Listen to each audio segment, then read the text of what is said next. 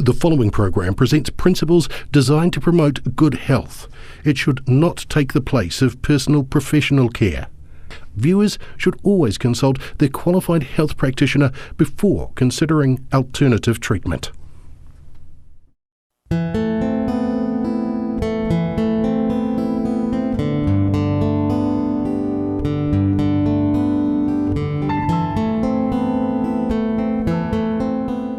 To have a look at cholesterol because there's a lot of really misinformation about cholesterol. So with cholesterol, 80% of the cholesterol that the liver makes is made from glucose, and 20% of the cholesterol that the body makes is made from fat. You see that equation? It's not the butter on the bread, it's the bread under the butter that's the problem.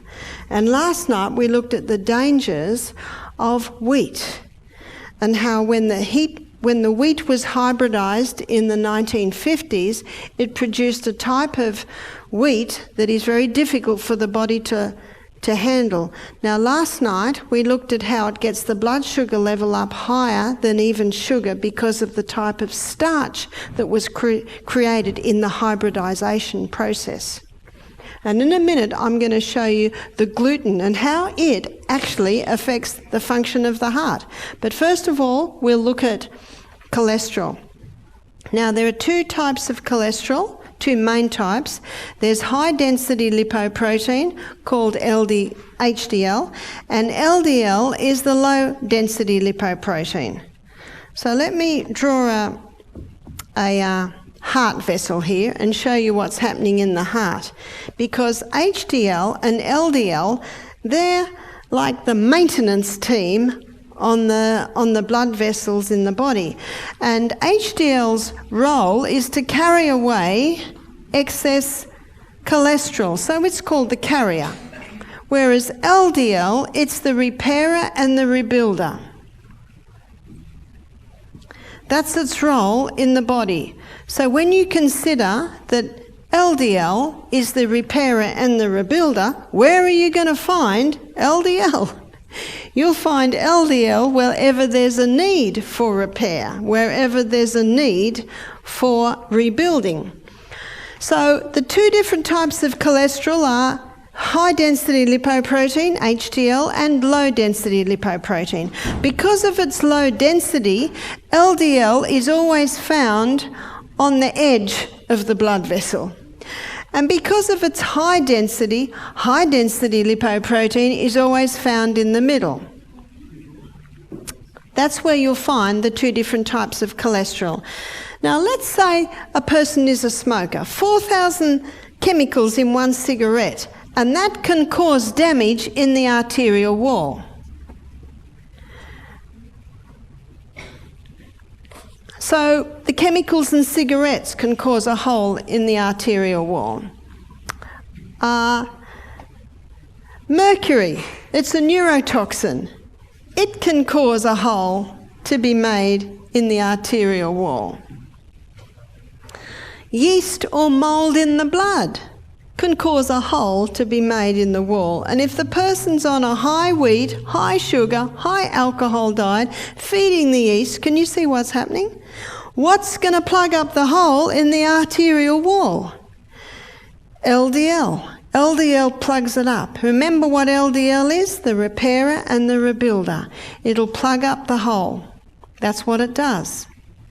Now what's supposed to happen is the person's supposed to stop smoking, the person's supposed to get out of the mouldy house, the person's supposed to get the mercury fillings out of their mouth, or instead of having tuna and salad for lunch they have hummus or lentil burgers and salad for lunch.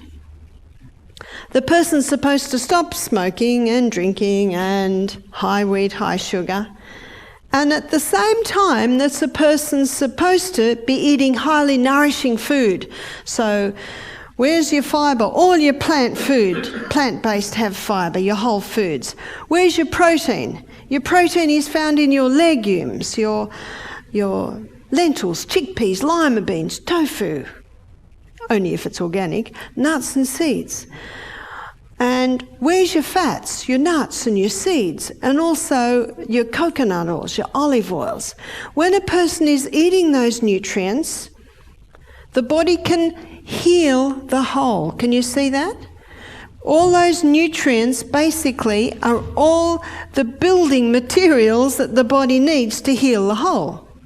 And then HDL comes along and takes away the excess cholesterol. Can you see how these two work together in maintaining the arterial wall? And often LDL is blamed as the bad cholesterol.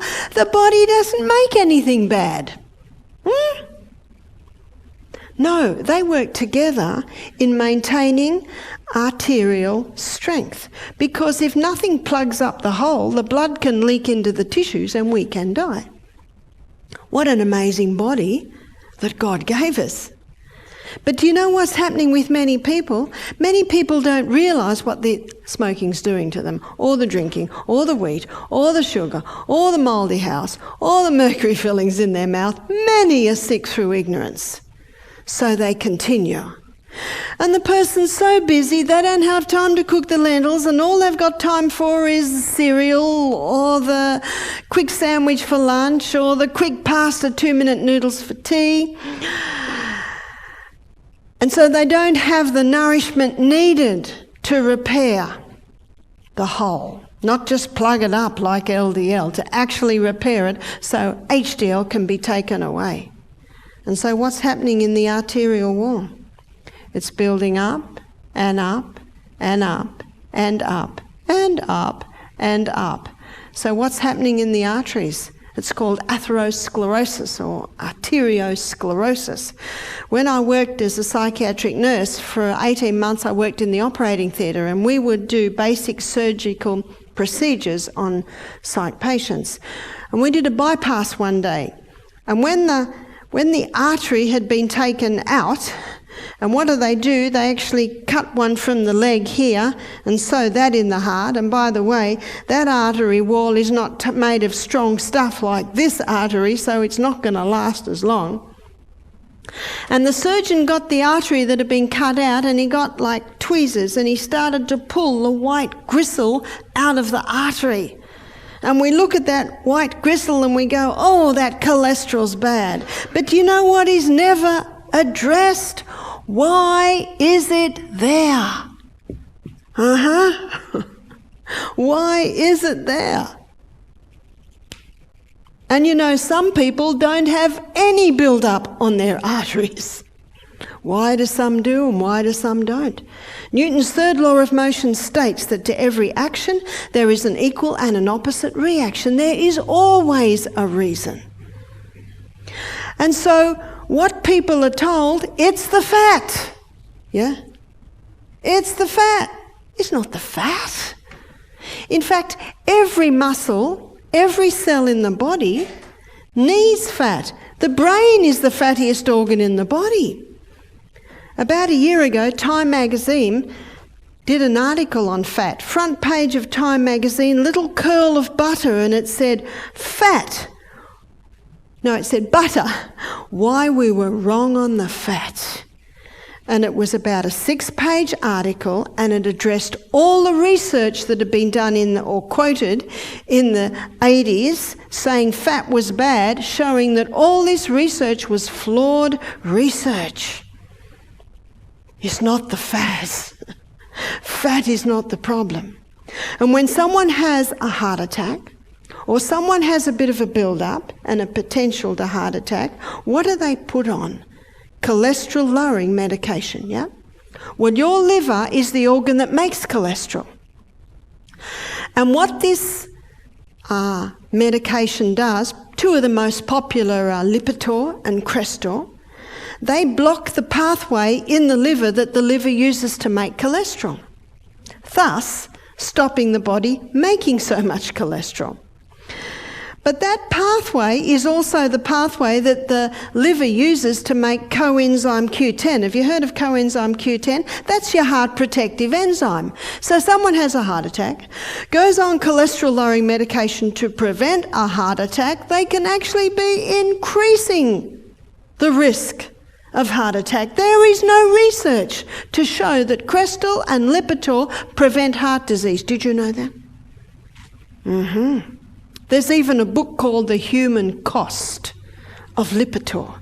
Let me tell you the side effects of Lipitor. Muscle wasting, interested? Dementia, Alzheimer's, memory loss.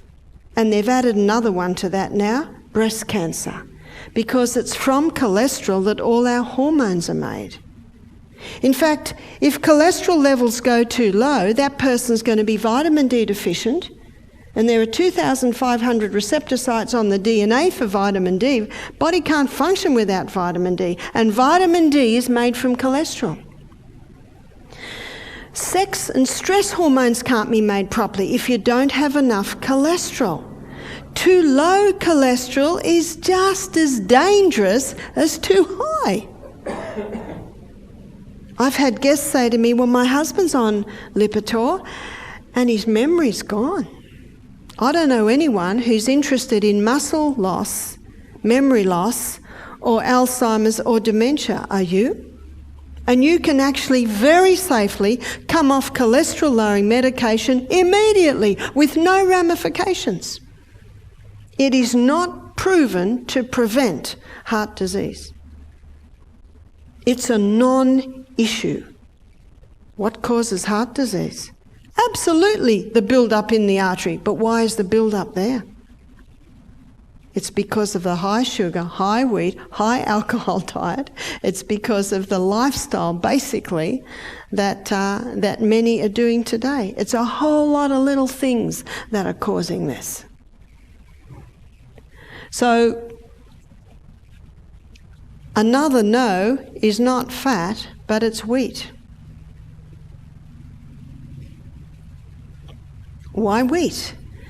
Well, when the hybridization process of making the wheat, the gluten or protein structure of wheat was changed. So originally, wheat was Encorn. No, I don't think that I should be there. I think that I should be there. Encorn wheat, that was the original wheat, and it had a very fragile structure. And that fragile protein or gluten structure means very easy to be broken down, so easy to be broken down in the grind, in the cooking, in the chewing, in your digestive enzymes. And it is not sure when, but a few thousand years ago, there was a field hybrid with another wild grass that produced emmer wheat. And emmer wheat is not quite as fragile, but it is still fairly fragile. And it is the emmer wheat that went through the intensive crossbreeding. So the hybridized wheat that was hybridized in the 50s went worldwide in the 70s. So by the 1990s, in New Zealand, in Australia, in America, every pasta, every wheat, every cereal, every donut, cake, etc., is made of the hybridized wheat. And that structure of that hybridized wheat is incredibly complex. Very difficult for the gut to break down. And you look at the timeline, 1990s, well established, that's when all the gluten intolerance, gluten sensitivity, gluten intolerance to the point of celiac. Celiac can't even touch it. Gluten intolerant, really, they should only have it once in a blue moon. Gluten sensitive, they can probably have a slice of bread or wheat.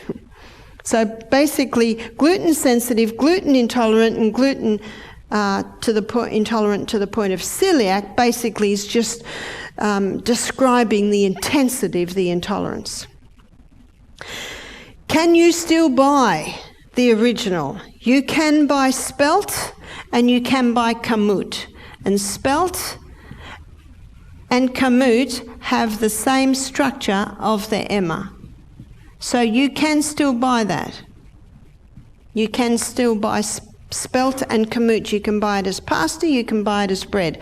Celiac, who is severe intolerance, often they can't even handle the spelt or the kamut. but often gluten sensitive or gluten intolerant can. Now, if that hybridised wheat was made into a sourdough bread, because of the culturing process, it breaks down the gluten structure to make it a little bit more fragile. And if spelt is made into sourdough bread, it can bring it back to that original structure of the Enkhorn wheat. Now, if someone eats wheat and they have an intolerance to it, do you know it can get that blood pressure up? So blood pressure can be caused by wheat. So how do you know what you are? I've got a challenge for you. Stop it for 2 months, see what happens. Well, what will we eat? Well, you can buy some very nice spelt and kamut breads in New Zealand. Go to your health food shop.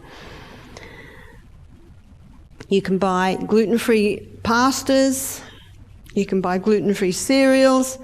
But as you saw in my lecture last night, and by what I explained before the break, the 3 main essential food groups are your fibre, your protein, and your fats. What we need to do is get the carbohydrate part of our diet down, down, down. So what do we eat? Well, I'll tell you what I ate today.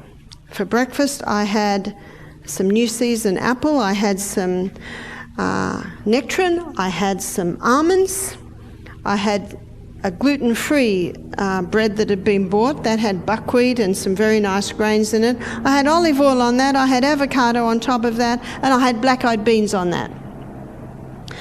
Very high in fibre, everything had fibre, generous amounts of protein and some healthy fats. And then I'm not hungry again. I think we ate at 8 o'clock today, and I think we had lunch at 2:30, something like that. You're not hungry till then. Fantastic, because those foods keep the body going. They slowly release the nutrients. What did we have for lunch? Well, we got some magnificent fresh corn, so we all had a big cob of corn each. We had a big salad with avocado. We made a guacamole, mashed up the avocado with some oil and salt and lemon juice. And then we had baked sweet potato. You call it kumara. And then I blended up cashews to a milk with garlic and salt, and then I cooked broccoli in that, and I'd already cooked some chickpeas which I'd rinsed well and put into that. That was our lunch today. It's 8:15. I'm not hungry, and I don't expect to get hungry again. Can you see that food takes you the distance? Very low carbohydrate. When you eat like that, you hardly need bread. So no caffeine, no wheat, and no refined sugar. Refined sugar is dangerous. It clogs up the arteries. It makes the blood very, very sticky. And you can get so many delicious sweeteners like honey and maple syrup and even the coconut sugars. There's no need to go to the refined sugar. Alcohol is bad news on the heart. And tobacco. They must stop if you want heart health, keeping the heart with all diligence. And number 4, sorry, we've done number 4, this is number 5, is high fibre. All your plant-based foods are high fibre. Generous amounts of protein. And your healthy fats. Now, there are 2 herbs that work very well in strengthening the heart, and you may have heard of this herb. It's number 6 we're up to. It's the hawthorn berry. And I wouldn't be surprised if you've got hawthorn berries growing in New Zealand, because in Australia they grow in Victoria because they love the cold climate. I think they're originally from England. And because the English came here, I wouldn't be surprised if they bought the hawthorn berry. The hawthorn berry strengthens the heart. It brings it back to normality. Often people have heart arrhythmia, often caused by caffeines and wheats and refined sugar, not even realising that the food they're eating is causing the problem. But hawthornberry can bring it back to normality. It's an incredibly safe herb. You might get hawthornberry tablets and have 1 3 times a day. If it's not doing it, do 2 3 times a day. Do 4 3 times a day. It's very, very safe. You see, if you don't turn the tap off, you're still going to be mopping up in the other corner. That's why these things must be implemented. You must keep that heart with all diligence. So the hawthornberry, if your blood pressure's too high, it'll bring it down. If it's too low, it'll bring it up. The other herb is cayenne pepper. Now, cayenne pepper is one of the most powerful blood thinners that there is. About 15 years ago, at our health retreat in Melbourne, the chef was giving a cooking class to 15 guests, and I got a call. Lady had had a heart attack. She was about 80. She'd already had a couple that year of minor ones. So I ran. I was at the health centre in 3 minutes. The guests are standing round, terrified, of course. The lady's on the ground. She's totally pale. She was half conscious. A guy was holding a pulse. He said, the pulse is almost gone. I said, quick, get the cayenne pepper. I quickly got half a teaspoon of cayenne pepper and put it in her mouth. She was half conscious. I said, give me a bit of water. She was able to drink a little. And it must have been 2 minutes, and the guy holding a pulse yelled out, the pulse is strong. I looked at this lady, all the colour had came into her face, and she sat up and said, what happened? It was absolutely incredible. I'd read about it, but now I saw for myself. And everyone standing round was going, whoa! I said, no, it's not me, it's the cayenne pepper. Now, we sold out of cayenne pepper that program. Everyone was absolutely amazed. What did it do to that lady? What it did to that lady, now remember it takes 1 minute for 1 drop of blood to go right round your whole body. And when we put the cayenne pepper in her mouth, the sublingual glands under her tongue immediately absorbed that cayenne pepper. So it took 1 minute to go round the body, and when that cayenne pepper went into the blood, it thinned the blood. It opened all the little capillaries and got a powerful delivery of blood all through the body. Amazing. Doesn't it burn? Feels like it does, but it doesn't.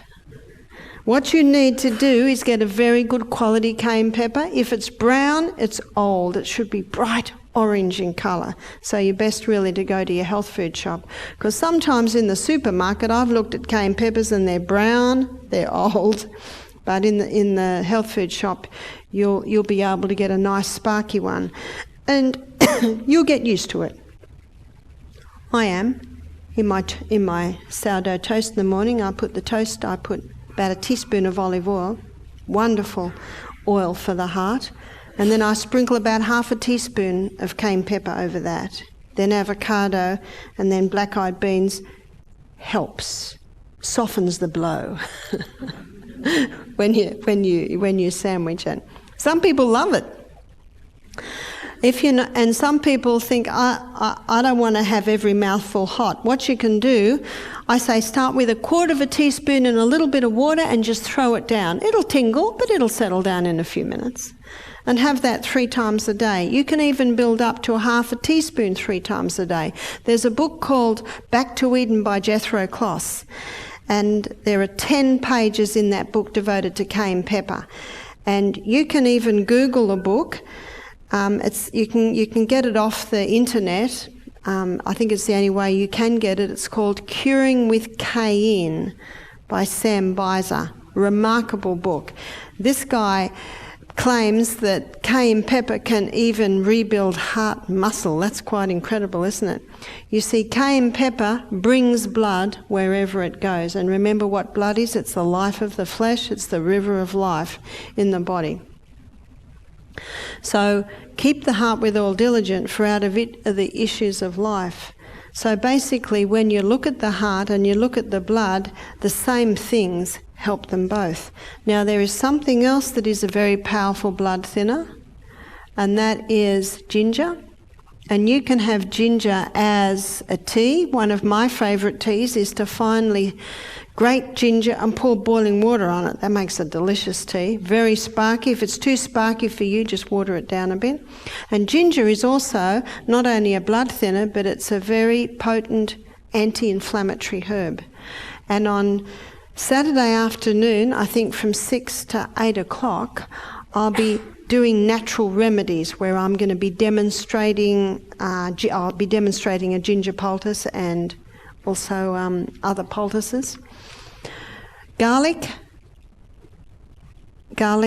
has been studied for about 20 years now on the wonders that or the wonderful effect it has on the heart and on the blood.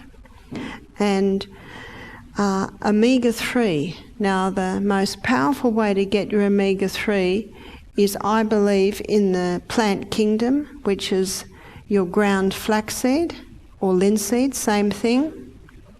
And chia seeds. Chia seeds are very easy. If you have smoothies, throw them in your smoothie. One thing I love to do at home is I squeeze a grapefruit, get the juice, and I put a cup, maybe a heaped tablespoon in the grapefruit juice, mix it around. By the time I've chopped up my other fruit, it's like a soft jelly, and you put your fruit in that. It's a delicious way to have it. And walnuts. These three foods are the highest in omega-3. Flaxseed's the highest, chia is the second highest, and walnuts come to a close second. So you might have ground flaxseed and chia for breakfast, and you might have walnuts for lunch. And they will keep the blood nice and thin, especially in conjunction with drinking adequate water, having the whole salt, and having these basically as part of your food. Hippocrates said, let food be your medicine, and medicine be your food. So also, very important, early nights. I think we've heard this one before. Very important to go to bed early. From last night, do you remember the hours of power, the hours where your batteries are recharging and healing accelerates?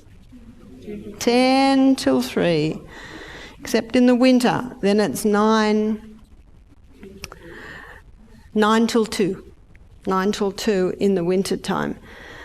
And they are the hours many people miss out on, or they only get half of them because usually of technology.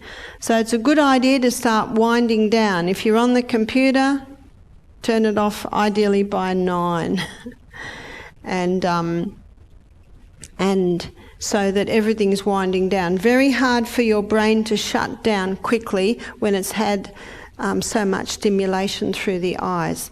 Now, there is a hydrotherapy treatment that can boost heart function, and it can also boost the blood moving through the body, and that is cold. So what I suggest is you have your hot shower. I'm very kind to suggest your hot shower, but always end with about a 10 to 20 seconds cold. Now, this is a good time in the middle of summer to get used to it. And you watch, if you can start to get into the habit of that, if you find the cold hard, turn the hot up uncomfortably hot, and then you almost welcome the cold. Now, I've been having it here, and yes, your cold is very cold, but it won't hurt you. It is a fantastic tonic. And remember, you're so hot and steamy that and you can run round and round in the shower.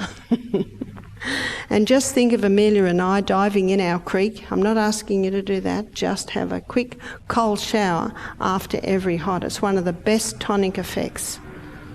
See, what the hot does, it starts the stimulates the movement of the blood through the body, but after about 5 minutes, it starts to slow down a little bit. And if you turn your hot shower off and go out into cool air, you can chill. But if you have your hot shower, end it with cold, that'll wake you up. In fact, a young man said to me one day, I was getting a bit concerned because he was having a coffee every morning. He said, I've just found out something just as powerful as coffee, and yet you don't get the downer. I said, what's that? He said, a cold shower. That'll wake you up. And you might go like this. Don't worry about that. It's a wonderful tonic, and you get used to it. You'll get used to it. Just like the cayenne pepper, you'll get used to it. Just like feeling like you're dying in the interval training, you'll get used to it.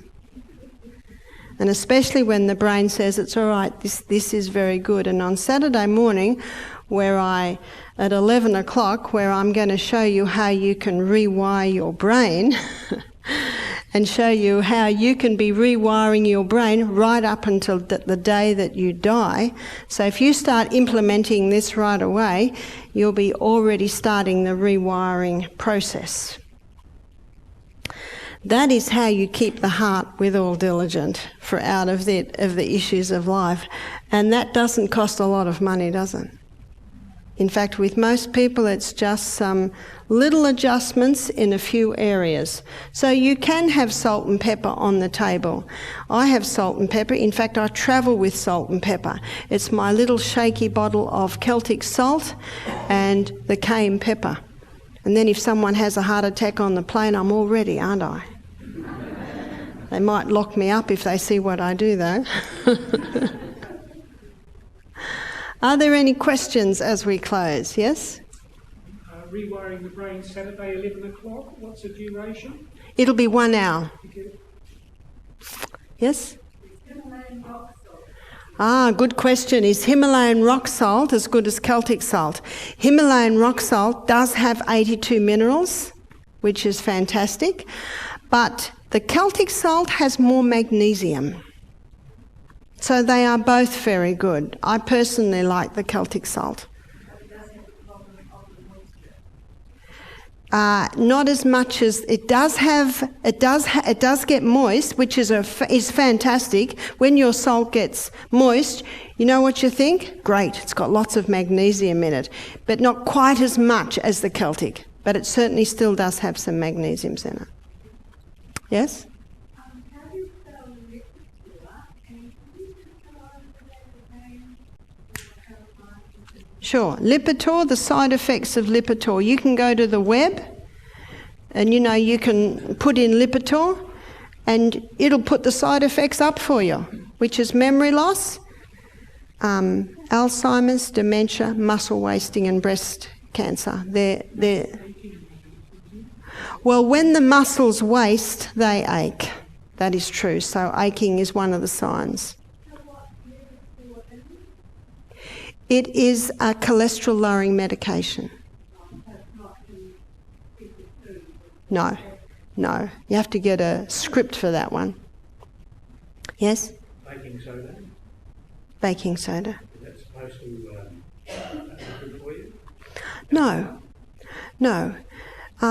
Tomorrow night we're going to look at the acid alkaline, and baking soda is probably one of the most alkalizing substance there is. But if you take baking soda by mouth, it'll just neutralise your stomach acid, because that's the only part in the body that should be acid, is the stomach. Now, Dr. Tullio Simoncini, he's an Italian oncologist that has been injecting sodium bicarbonate solution straight into cancers, and the cancers are gone. They can't survive in the alkaline environment. So unless you're a doctor and can inject the sodium bicarbonate solution, which of course we can't. But at our health retreat, when people come to us wanting help with cancer, we do sodium bicarbonate wraps. So it's a quite intense treatment. We use about 2 kilos of sodium bicarb, 5 litres of water. We duck towels in it and wrap the body in that. So sodium bicarb does have a place.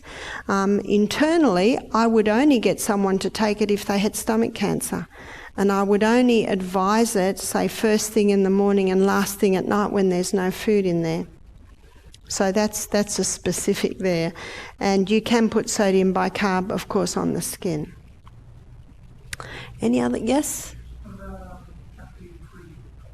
What about caffeine-free coffee?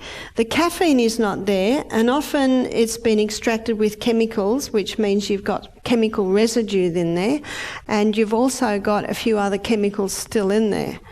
So it's not really the best option. You had a question up the back?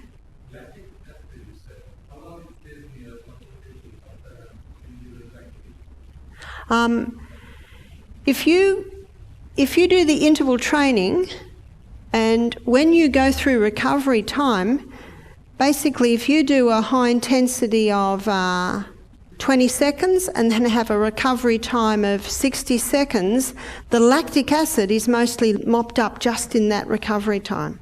And that's why the interval training is so effective. But if you don't have the recovery time, it certainly can hang around. Yeah? Instead of Lipitor, which helps to remove the clogging of the arteries, or the cholesterol, no. Well, all the Lipitor does is stop the liver making cholesterol. So the Lipitor does not clean up the arteries.